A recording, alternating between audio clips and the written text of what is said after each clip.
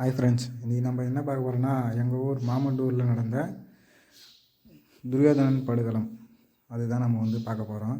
அதில் என்ன பண்ணுவாங்கன்னா, பீம மகாராஜா துரியோதனனை அவருடைய தொடைப்பகுதியில் அடித்து, அதாவது மடி மீது அடித்து கொள்வார். ஏன் அப்படி தொடையில் அடித்து கொள்வார்னா, திரௌபதியை அதாவது பீம மகாராஜாவோட மனைவி திரௌபதியை பார்த்திங்கன்னா, என்னுடைய தொடை மீது உட்காரு அப்படின்னு சொல்லுவார். அதனால் என்னுடைய மனைவியை உன்னுடைய தொடை மீது உட்கார சொல்லல, உன்னுடைய தொடையை பிளந்து உன்னை கொல்றேன் அப்படின்ற மாதிரி சபதம் எடுப்பார். அதை தான் இந்த நிகழ்ச்சியில் நடத்தி காட்டுவாங்க.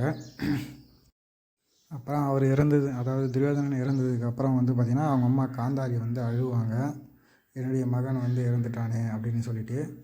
அப்போது அவர் தொடையை பிளந்தாங்கல்ல, துரியோதனன் தொடையை. அப்போ அதில் வரக்கூடிய ரத்தத்தை திரௌபதியோட தலையில் வச்சு அவங்க எண்ணெய் தேய்ச்சி குளிக்கிற மாதிரி பண்ணுவாங்க. ஏன்னா அவங்க திரௌபதியும் சபதம் எடுப்பாங்க.